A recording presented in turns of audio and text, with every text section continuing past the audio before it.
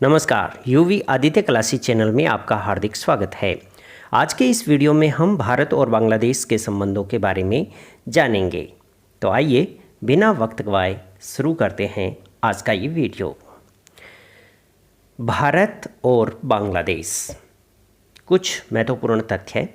वर्तमान में दक्षिण एशियाई पड़ोसी देश हैं दोनों। भारत की सबसे लंबी स्थलीय सीमा बांग्लादेश से ही लगती है और 1947 ईस्वी से पहले बांग्लादेश भारत का ही क्षेत्र था, यानी कि भारत का ही हिस्सा था। आइए अब हम बांग्लादेश के उदय की कहानी को जानते हैं।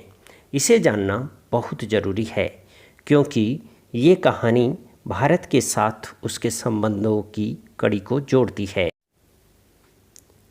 भारत विभाजन 1947। जब 1947 में भारत का विभाजन हुआ था तब दो पाकिस्तान बने थे, पश्चिमी पाकिस्तान और पूर्वी पाकिस्तान। नक्शे में देखिए, पश्चिमी पाकिस्तान आज भी पाकिस्तान है और पूर्वी जो पाकिस्तान था वो आज बांग्लादेश कहलाता है। जो दो पाकिस्तान बने थे उसमें पश्चिमी पाकिस्तान जो देश था उसके राजनीतिक पक्ष मजबूत था क्योंकि जिन्ना वहाँ थे, और पूर्वी पाकिस्तान वहाँ संसाधनों की अधिकता थी। गंगा और ब्रह्मपुत्र का डेल्टा वाला क्षेत्र था। सामाजिक आर्थिक विषमताएं दोनों पाकिस्तानों में खूब थी, भाषा को लेकर के, पहनावे को लेकर के। पश्चिमी पाकिस्तान में पंजाबी, सिंधी, पठान, बलोच, मुजाहिरों की संख्या अधिक थी। मुजाहिर जो भारत से पाकिस्तान गए थे वो लोग, और पूर्वी पाकिस्तान में बंगाली लोग ज़्यादा थे। पूर्वी पाकिस्तान के नेता मुजीबुर रहमान ने राजनीतिक उपेक्षा के कारण अवामी लीग नाम के एक राजनीतिक दल का निर्माण किया और पूर्वी पाकिस्तान की स्वतंत्रता की मांग की थी। ये मुजीबुर रहमान बहुत महत्वपूर्ण नेता रहे हैं बांग्लादेश के उदय के लिए, क्योंकि अलग देश की मांग इन्होंने ही उठाई थी।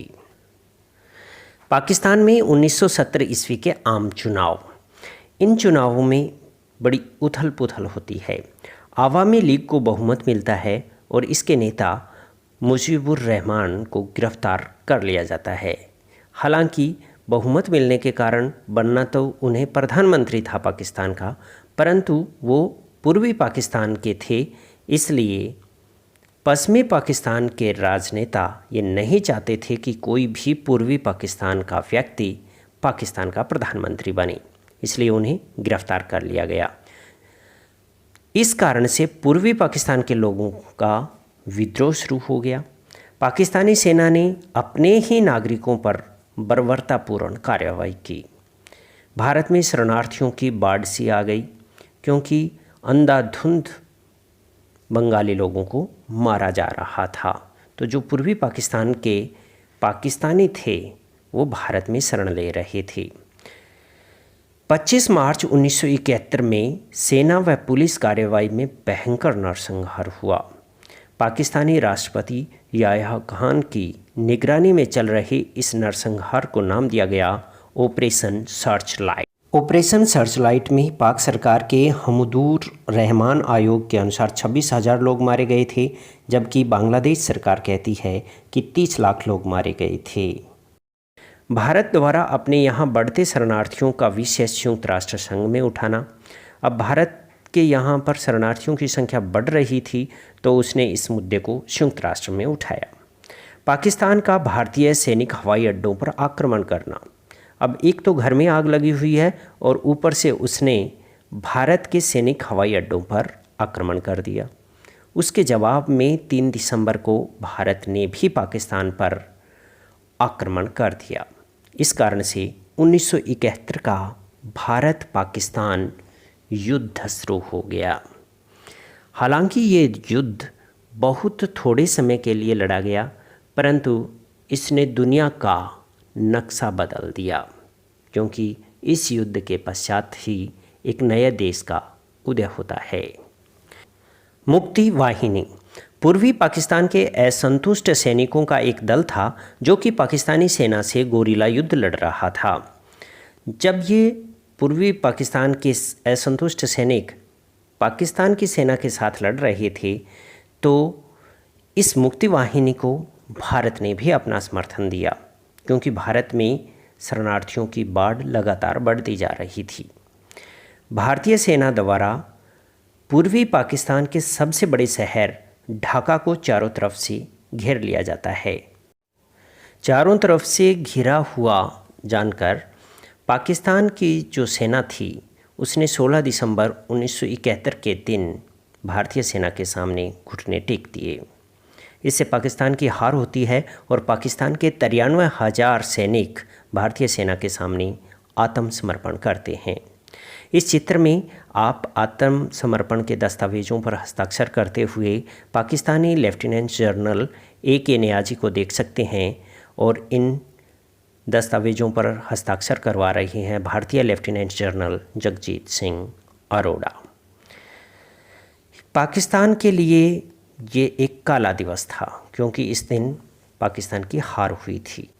भारत 16 दिसंबर का दिन विजय दिवस के रूप में मनाता है, क्योंकि 16 दिसंबर 1971 के दिन भारत की पाकिस्तान पर एक बड़ी जीत हुई थी और इस जीत के कारण ही विश्व पटल पर बांग्लादेश नाम का एक नया देश उभर के आया था। इस कारण से बांग्लादेश भी इस दिन को विजय दिवस के रूप में मनाता है। तो इस तरह से 16 दिसंबर का जो दिन है वो भारत, पाकिस्तान और बांग्लादेश तीनों के लिए ही महत्वपूर्ण है। शेख मुजीबुर रहमान, इन्हें बांग्लादेश के संस्थापक, बंगबंधु, पहले राष्ट्रपति व प्रधानमंत्री के रूप में जाना जाता है। 1975 ईस्वी में सपरिवार इनकी हत्या कर दी गई थी। इनके परिवार में केवल 2 लड़कियां बची थी। उनमें से एक आज बांग्लादेश की प्रधानमंत्री है, शेख हसीना, और एक उनकी बहन थी। इन दोनों के बचने का कारण ये था कि उस समय ये विदेश में थी और उसके पश्चात ये भारत आ गई थी और बहुत लंबे समय तक भारत में रहने के बाद बांग्लादेश जाती हैं, एक लंबा संघर्ष करती हैं और फिर बांग्लादेश के प्रधानमंत्री पद पर पहुंचती है। वैसे तो भारत और बांग्लादेश के संबंध हमेशा से ही अच्छे रहे हैं, परंतु शेख हसीना के प्रधानमंत्री बनने के बाद इनमें और प्रगाढ़ता आती है। सीमा विवाद की समाप्ति। शेख हसीना के प्रधानमंत्री बनने के बाद दोनों देशों की लंबे समय से सीमा विवाद की जो स्थिति बनी हुई थी उसे समाप्त कर लिया जाता है, क्योंकि दोनों देश बड़ी मात्रा में भूमि का आदान प्रदान करके सीमा विवाद को सुलझाते हैं। भारत बांग्लादेश संबंधों में खटास घोलने वाला एक अन्य मुद्दा रहता है बांग्लादेशी घुसपैठ। इसको भी धीरे धीरे सुलझाया जा रहा है। दोनों देशों के मध्य मैत्री एक्सप्रेस नाम की रेलगाड़ी भी चलती है। इस तरह से हम कह सकते हैं कि भारत बांग्लादेश के जो संबंध है वो मैत्रीपूर्ण संबंध रहे हैं।